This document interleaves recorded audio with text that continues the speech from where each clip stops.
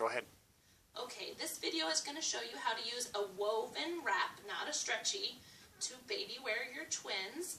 This is a 5.6 meter Valley Breeze or Rhapsody Breeze gauze wrap. It's not stretchy, and it's what I'm going to use today to show a modified for tandem wearing front wrap cross carry. Ooh, hope you can keep up.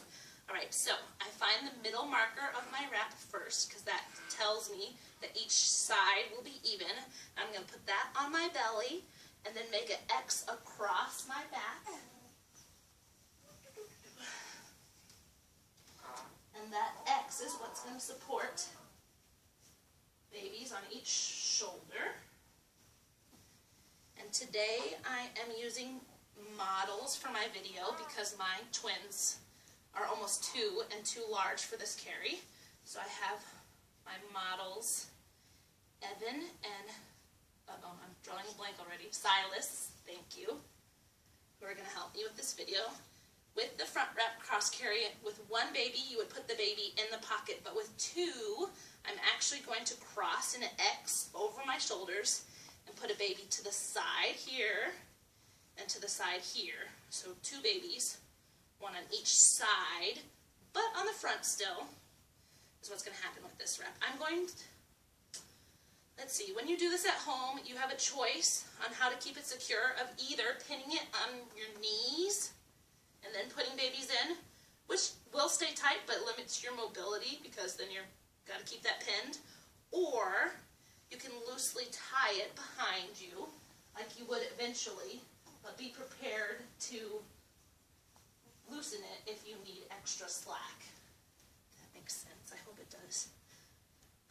So I'm going to go ahead and get my first baby and put it on my left side because I'm right-handed, and the second baby is more difficult because you already have the weight of the first baby, so use your dominant hand second. So, oops. So this is baby Silas. Both my babies today are just about 7 pounds, so I'm hoping that this will help mamas with the newborn size. You want to keep your baby fully supported. And I'm putting both arms in and the wrap all the way up to baby's neck. And here's the tricky part. And there's a lot of discussion about what's best. With your baby, the best position for optimal spine hip development is seated in position. Helps support the natural curvature of their spine. It doesn't affect their hip joints or their spinal development. So if baby is willing to uncurl enough to have their legs out, leave them out. If you're really having a hard time getting your baby to unfurl, I guess is the best word, you can go ahead and keep their feet in. But that's really only for, you know, preemies. And I know often twins are preemies. So if your little ones are big enough where they can keep their legs out, like Silas here is, go ahead and let them stay legs out because that's best. So what I'm doing here is pulling the wrap up between my body and his, and then his body weight is going to keep him secure. So this is called his seat. You see I have the fabric, I hope you can see, between him. He's like, okay, enough adjusting and talking. And I'm going to make sure, definitely will come up. He's like, come on. He's knee to knee, yes. And I'm pinning it, the wrap, in my armpit here to make sure that it's not going to go anywhere. And I'm going to adjust it to make sure I'll have room for his brother in this pass. So we do have room. I am going to go ahead and put the shoulder pass up over his knee, because that's going to secure him just a little bit more in this carry. And I think I'm just sliding my knot here, and I am going to go ahead and pin it in my legs because I want it more secure to be hands-free.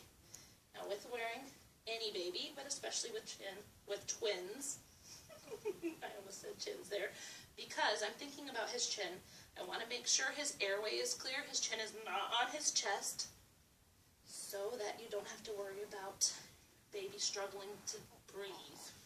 Keeping that airway fully clear is vital for safe baby wearing. To make sure your baby doesn't accidentally asphyxiate even though they're right on you. Hopefully that'll never happen because, you know, you can hear babies breathing, you can feel the rise and fall of their chest, but safety first, right? So I'm just rechecking right now his little seat and making sure the fabric is indeed in between his body and mine, and it is. Oh, I missed the little newborn sounds. Okay, since I have my wrap pinned between my knees, would it be all right if you brought me baby number 2? And this is the tricky part about this carry. If you're doing it at home by yourself, you have to think about where can I put my babies where I can reach them without moving. So usually by your bed would be a great choice. You could put them both laying down on your bed. Thank you. Alright. So this is little Evan here. Again, like his brother, he's about 7 pounds. And he's going in the other side of that cross pass. I don't want him to stand on the fabric. If you have your baby inside the wrap and notice that they're standing up, they are old enough to be legs out of that carrier so that you're not affecting their hip joint. So same thing, I'm tucking up that wrap in between us. I'm making sure his knees are above his bottom so he has a nice seat there. And then this side, yay, okay. Next thing I'm going to do is make sure that wrap is all the way up to the base of his neck. Since he wants to look around, I want to make sure his head's supported. He's not going to look around and then get tired and flop away from me.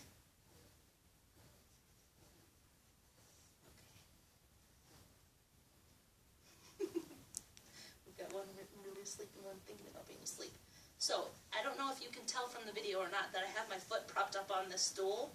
It's actually really helping me. So, that's something to think about. Hey, Evan.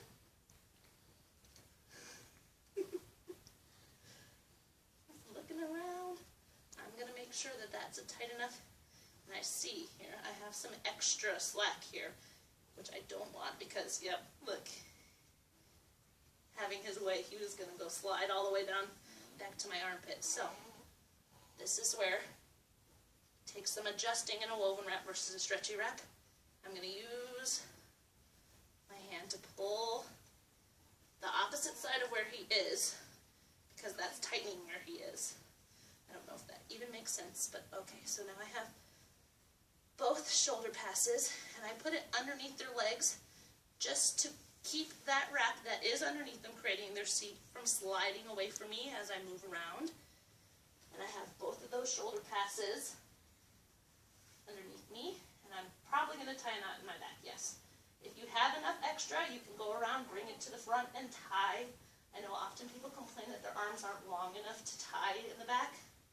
I don't have that problem, but I do have the problem that my wrap is shorter because I'm plus sized.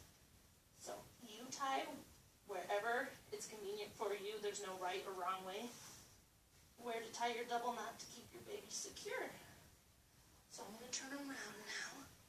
Silas here is still sound asleep. Evan is thinking about it. He says, oh, this is pretty comfortable. I'm making sure that wrap is up completely to the top of his neck. Both babies have secure seats with their feet out comfortably. Oh, he likes his foot down, so I'm going to leave it there. And this is how to wear 2 little ones in a front wrap cross carry for twins. Now, he is going to fall asleep. If you find the neck is uncomfortable because it is crossing your neck and you have the ability, you can twist it to cap your shoulder. I don't think I have enough extra space right now, and I don't want to readjust them because that was a lot of work. So, because they're not heavy, they're both only 7 pounds each, I'm comfortable like this. I can wear them hands-free with that X in the back and get my chores done if I needed to. Alright, thank you very much.